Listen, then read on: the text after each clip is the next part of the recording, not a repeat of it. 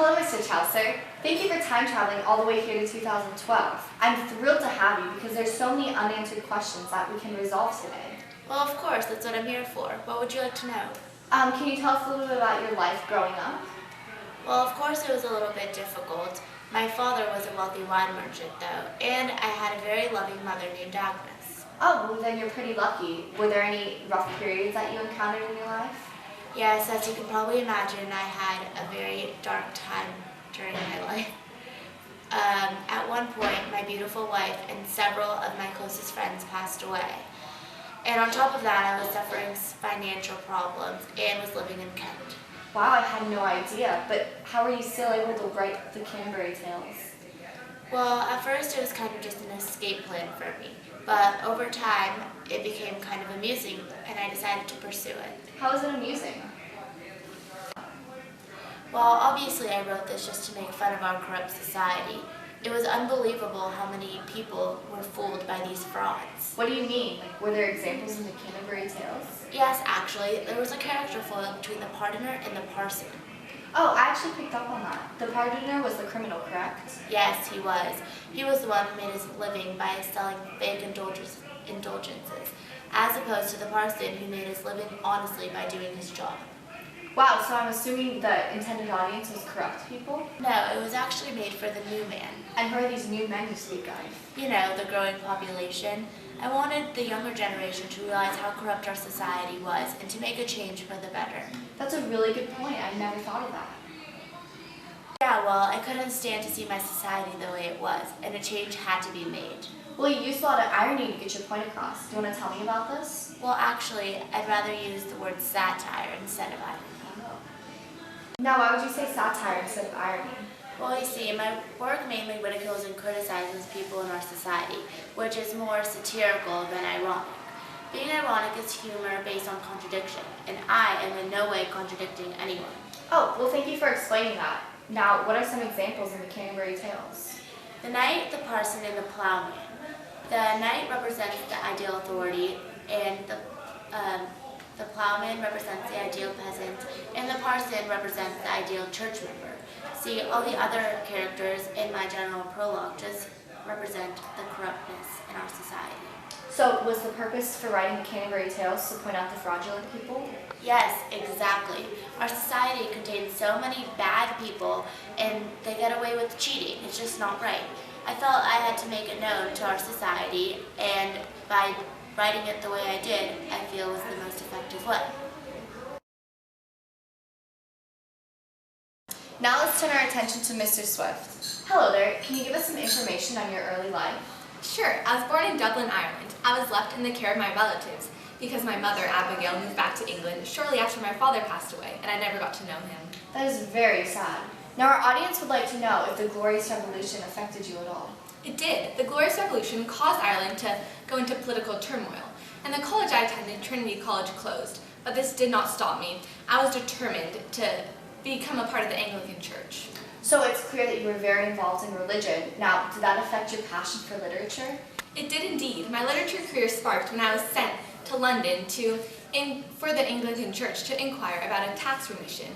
The London government turned me down, and therefore this encouraged me to write the modest proposal. Now, about your works, tell us a little bit about A Modest Proposal. What was the message you wanted to get across? Well, first off, I wanted the people of Ireland to become aware of the issues in their society, and as a humanitarian, I felt it was my duty. I wanted the message to get across. Also, I wanted the poor people in Ireland to become aware of what was going on. That is very interesting to know. Now, what was your use of mathematical statistics? Like, what was the reason for that? Well, I just added those for satirical effect. Oh, that's interesting. That definitely gives our readers a more in-depth look on the story. Today I will be discussing Jonathan Swift's A Modest Proposal with Thomas Brit, an official from the English government in 1729. Hello, Mr. Spring. Thank you so much for joining us today. Oh, anytime. I'm honored. So, tell me, what was life like during your time? Oh, don't get me started. It was extremely hard. Children were begging for food and their mothers couldn't even find jobs. Most of the population was out of work. It was extremely hard. Wow, how did it end up like that? Well, the English broke out in civil war and Ireland was completely destroyed. And it left lasting consequences, huh? That's for sure. That's why Jonathan Swift's The Modest Proposal was taken so seriously by some. What do you mean? Well, his attendant audience, the Englishmen, took his proposal literally. They thought it was a genius idea to actually eat babies, which proves Swift's exact point. And what was his point? That the English lacked moral implications of the Irish. Wow, it really did prove his point. Well, what did you think about this work? Well, it was reasonable to be quite honest. In the long run, it saved some money, and I kind of agreed with his tactics. Well, did anything actually end up changing? Well, the Irish thought of him as a national hero. And the English? They hated him. Well, I suppose that makes sense. Thank you so much for meeting with us. It was a pleasure having you. The pleasure's all mine. Thank you. Now we will be discussing Chaucer's A Canterbury Tales with Arnold Shorts, a church official during the medieval ages. Thank you so much for meeting with me, Mr. Shorts. It's a pleasure to have you. No, thank you. It's a pleasure to be here and share with you my vocation. That's great to hear. So, tell me a little bit about yourself. Well, I'm a church official, and I love doing it, but it's very difficult at times. And why is that? Well, we have all different types of people, and many people think that it's all right to sell indulgences, but we know that it's not all right at all because God does not forgive people by them buying something. He only forgives them if they truly mean it and if they repent their sins. So why don't you why don't you arrest these people who sell these fake indulgences? It's a lot easier said than done. There are so many criminals in society, we can't catch them all, and we've tried. It's the people that you least suspect. Wow, that sounds very difficult.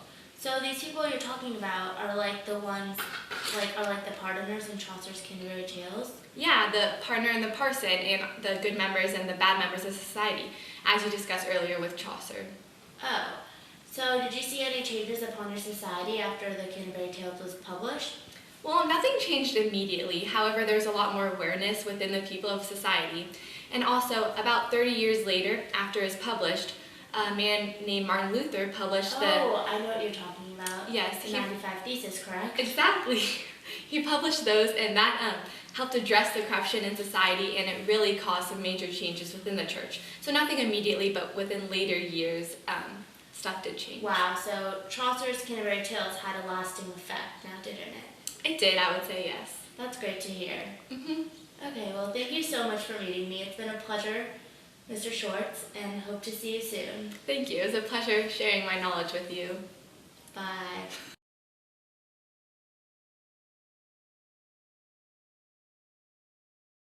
Hello. So here today we have modern-day teen Cole Waite here with us to discuss the art of subversion. Now, please tell us what you think about this. Well, I think a lot of subversion is occurring in art, especially in today's time, through social media, clothing, and modern societal beliefs. Wow, can you please expand on that? You say technology. How so? Yeah.